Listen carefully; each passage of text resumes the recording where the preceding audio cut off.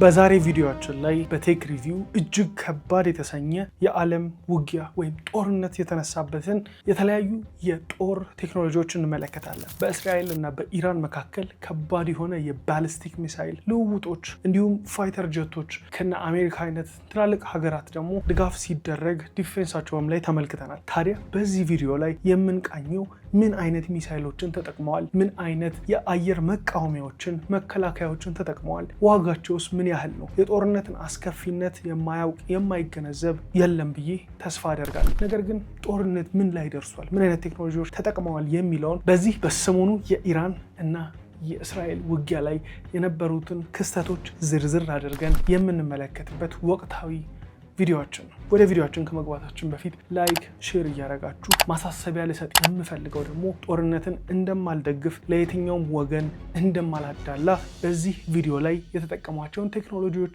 ሚሳይሎች፣ አየር መቃወሚያዎችን ዝርዝር እንዲሁም አሁናዊ ጦርነቶች ምን እንደሚመስሉ የማካፍልበት ቪዲዮ ስለሆነ ከአሁኑ መረጃዬን ላጋራችሁ። ወደ ቪዲዮአችን እንግባ።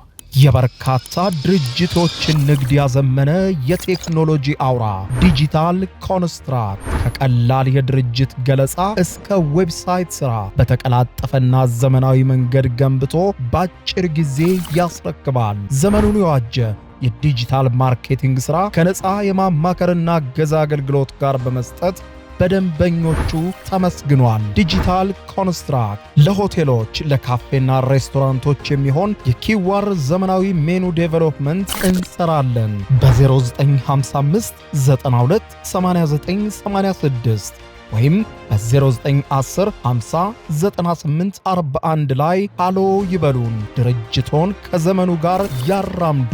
ዲጂታል ኮንስትራክት። የእስራኤልና ኢራን የዘመናዊ ጦርነት ሰንሰለት የቴክኖሎጂ ፍልሚያ ይሄ እየሆነ ያለው በ2025 ዓመተ ምህረት ነው። ታዲያ ታሪክ እየተሰራ ነው። መካከለኛው ምስራቅ እንደገና የእሳት የጢስ ማዕት ውስጥ ገብቷል። በዚህ ቪዲዮ ላይ በእስራኤልና በኢራን መካከል ያለው ግጭት አሁን በግልጽ ወደ ቀጥተኛ ፍጥጫ መቀየሩን፣ ይሄ ጦርነት ደግሞ ብረት ከብረት ጋር የሚያደርገው ግጭት ብቻ አይደለም፣ የቴክኖሎጂ የፈጠራ እና የሰው ልጅ ምናብ ድንበርን የሚፈትን ፍልሚያ ነው። በዚህ ቪዲዮ ውስጥ የዘመናዊ ጦርነት ገጽታን የቀየሩትን ወታደራዊ ቴክኖሎጂዎች በጥልቀት እንመለከታለን። ሚሳይሎች፣ አየር መቃወሚያዎችን የተጠቀሟቸውን መሳሪያዎች በዝርዝር እንመለከታለን። የጥቃቱንም ጥልቀት ጨምረን ክፍል 1 የጦርነቱ ፍንዳታ የቅርብ ጊዜው ምዕራፍ። እስካሁን ድረስ ጥላ ስር ሲካሄድ የነበረው የእስራኤልና የኢራን ግጭት የዛሬዎቹን 3 ቀናት ጨምሮ ወደ ቀጥተኛ ፍጥጫ ተቀይሯል። እስራኤል የኦፕሬሽን የብረት ሰይፍ ብለው የሰየሙትን ጥቃት በኢራን ውስጥ የሚገኙ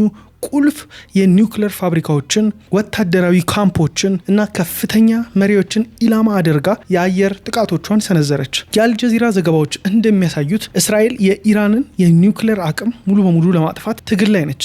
በዚህ የቴክ ሪቪው ፕሮግራሞችን ላይ ታዲያ እስራኤል የተጠቀመቻቸው ሚሳይሎች፣ የአየር ጀቶችን እንዲሁም ልዩ ልዩ መሳሪያዎችን እንመለከታለን። የተለያዩ ድጋፎችንም ከአሜሪካ በኩል እያገኘች ነበረ። ምላሽ ውስጥ ታዲያ ኢራን በበኩሏ እውነተኛ ተስፋ የተሰኘውን ኦፕሬሽን በማስጀመር በድሮኖችና በባሊስቲክ ሚሳይሎች እስራኤልን መታች።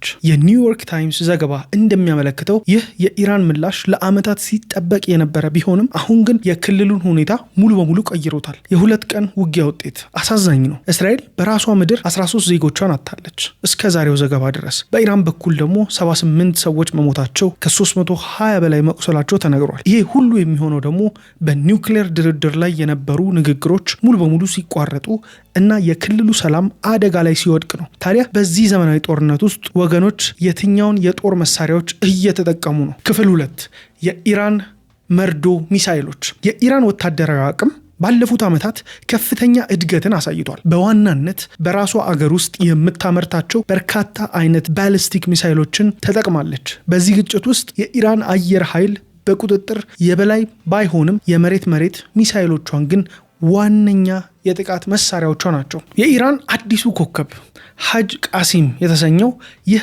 አዲስ ባሊስቲክ ሚሳይል በእስራኤል ላይ መጠቀሟ አስደንጋጭ ነበር። ምክንያቱስ 1200 ኪሎ ሜትር የሚደርስ አስፈሪ ርቀት ያለው ይሄ ሚሳይል የላቀ አሰሳ ስርዓት ወይም ደግሞ ማኑቨራብል ሪኢንትሪ ቬሂክል MARV የተገጠመለት ነው። ይሄ ማለት ሚሳይሉ ወደ ኢላማው ሲቃረብ አቅጣጫ መቀየር ይችላል ማለት ነው። ይሄ ባህሪ የአይረን ዶም እና መሰል የመከላከያ ስርዓቶችን ለማለፍ ታስቦ የተሰራ ነው። በተጨማሪም የኦፕቲካል እና ኢንፍራሬድ ሴንሰሮች ስላሉት ኢላማውን በከፍተኛ ትክክለኛነት የመምታት አቅም አለው። ሌሎች ሚሳይሎች አሉ። የረጅም ርቀት ሚሳይሎች መካከል ውስጥ ሻሃብ 3 የተሰኘው ከ2000 ኪሎ ሜትር በላይ መድረስ የሚችል ነው። ከ2004 ጀምሮ በኢራን ወታደራዊ አገልግሎት ውስጥ ይገኛል። አጭር ርቀት ላይ የሚሰሩት ደግሞ ዞልፋጋር ሚሳይሎች ሲሆኑ እነዚህም እስከ 700 ኪሎ ሜትር መምታት የሚችሉ እና በተንቀሳቃሽ መወንጨፊያ ላይ ሊጫኑ የሚችሉ ናቸው። አሁን ወደ ቁጥሮቹ እንሄድ።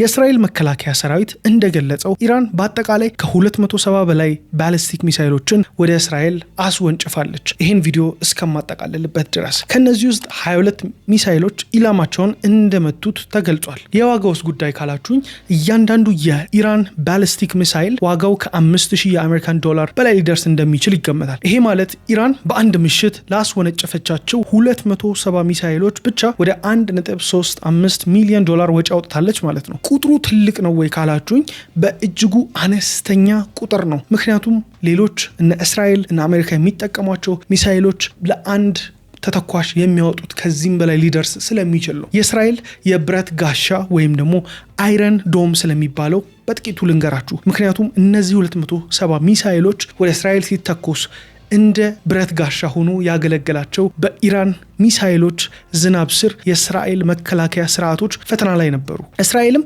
ከዓለም እጅግ ዘመናዊና ባለብዙ ንብርብር የመከላከያ ስርዓቶች ያላት ሀገር ናት። በመጀመሪያ ደረጃ አይረን ዶም ይህ አጭር ርቀት ላይ የሚመጡ ሮኬቶችን እና የመድፍ ጥይቶችን ለመከላከል የተሰራ የአየር መቃወሚያ ስርዓት ነው። ከ2011 ጀምሮ አገልግሎት ላይ ሲሆን ከ90% በላይ የስኬት መጠን አለው ተብሎ ይገመታል። የአንድ ታሚር ኢንተርሰፕተር ሚሳይል ዋጋ ደግሞ 50,000 የአሜሪካን ዶላር ገደማ ነው። በቅርብ ጊዜ በተፈጸሙ ጥቃቶች አይረን ዶም የኢራን የአጭር ርቀት ሚሳይሎች በብቃት ማጥፋት ችሏል። የራዳር ስርዓቱ ደግሞ ELM 2084 የተሰኘ በአንድ ጊዜ በመቶዎች የሚቆጠሩ ኢላማዎችን የመከታተል አቅም አለው። ቀጣዩ ደረጃ ደግሞ ዴቪድ ስሊንግ ይባላል። ይህ ስርዓት ለመከላከያ ርቀት ሚሳይሎች ከ40 እስከ 300 ኪሎ ሜትር ርቀት ለመቃወም የተሰራ ሲሆን በ2017 ዓመተ ምህረት እንደ አውሮፓውያን አቆጣጠር አገልግሎት መስጠት ጀምሯል። የኢራን መካከለኛ ርቀት ባሊስቲክ ሚሳይሎች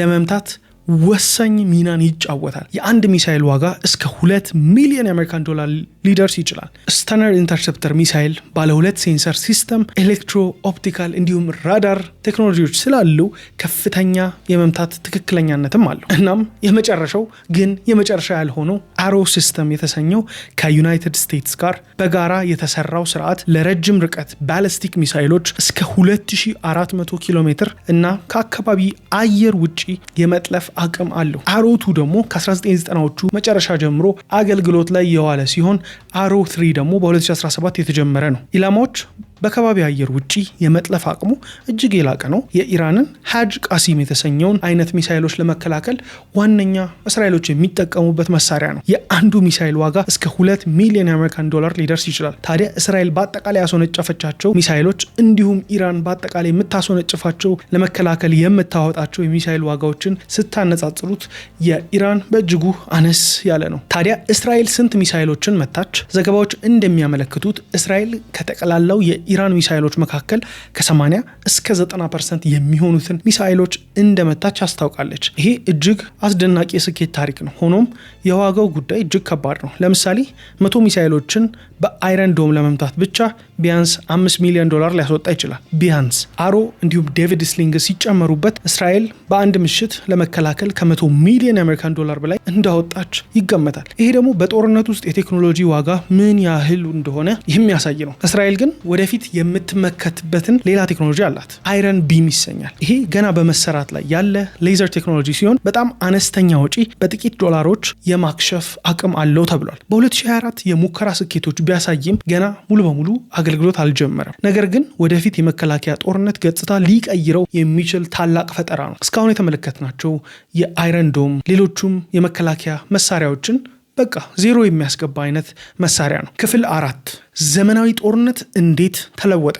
የቴክኖሎጂ የበላይነት ከፍተኛ ደረጃ ያላቸው ሚሳኤሎች፣ የጦር ድሮኖች ወይም ዩኤቪ እና ውስብስብ የመከላከያ ስርዓቶች ዋነኛውን ሚና ይጫወታሉ። የኢራን ሻሂድ 136 አይነት ካሚካዚ ድሮኖች እና የእስራኤል ሄርምስ 900 የመረጃ መሰብሰቢያ ድሮኖች በጦር ሜዳው ላይ እጅግ ወሳኝ ናቸው። የሳይበር ጦርነት ምንም እንኳን በዚህ ግጭት ውስጥ ስለ ቀጥተኛ የሳይበር ጥቃቶች ዝርዝር መረጃ በብዛት ባይወጣም ዘመናዊ ጦርነት ውስጥ ወሳኝ ሚናን ይጫወታል። የመረጃ መሰረቶችን ማጥቃት፣ የኮሚኒኬሽን ስርዓቶችን ማቋረጥ እና የወታደራዊ መሰረተ ልማቶችን ሽባ ማድረግ የዘመናዊ ጦርነት ዋነኛ አካል ሆኗል። በ2020ዎች ውስጥ በእስራኤልና በኢራን መካከል በተደረጉ የሳይበር ጥቃቶች የኢራን የነዳጅ ማጣሪያዎችና የእስራኤል የመብራት ኃይል ተቋማት ኢላማ እንደሆኑ ይታወቃል። የኢኮኖሚ ጦርነት ኢነርጂ ተቋማትን ማቃጠል እንደ ኢራን ነዳጅ ማጣሪያዎች የጠላት ኢኮኖሚ ሽባ በማድረግ ከፍተኛ ጉዳት ለማድረስ የሚደረግ ጥረት ነው። ይሄ ደግሞ የጦርነት የትግል ሜዳ ከውጊያ ስፍራ ወደ ኢኮኖሚ ተቋማት ያሰፋዋል። የአልጀዚራ ዘገባዎች እንደሚያመለክቱት በኢራን ውስጥ በነዳጅ ማጣሪያዎች ላይ በደረሱ ጥቃቶች ከፍተኛ የኢኮኖሚ ጉዳት እንደደረሰባቸው ያመለክታሉ። የብዙ ንብርብር መከላከያ እስራኤል እንደምትጠቀመው ባለብዙ ንብርብር የመከላከያ ስርዓት ወይም አይረን ዶም፣ ዴቪድ ስሊንግ አሮ የተሰኙ አስፈላጊነታቸው ከቅርብ ጊዜ ወዲህ በእጅጉ ጨምሯል። አንድ አይነት የመከላከያ ስርዓት ብቻውን የጠላትን ጥቃት መመከት አይችልም። የፕሮክሲ ቡድኖች ሚና ከዋና ተወካዮች በተጨማሪ እንደ የመን ሁቲ በኢራን የሚደገፉ እና የሊባኖስ ሄዝቦላ በኢራን የገንዘብ እና የጦር መሳሪያ ድጋፍ የሚያገኙ ያሉ ቡድኖች በግጭቱ ውስጥ ተሳትፎ አላቸው።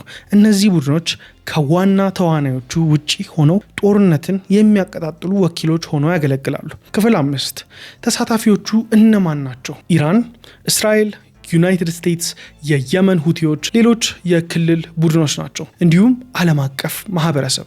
በዚህ ቪዲዮ ላይ የተመለከትነው የኢራንን እና የእስራኤል ግጭት በደንብ ተመልክተናል።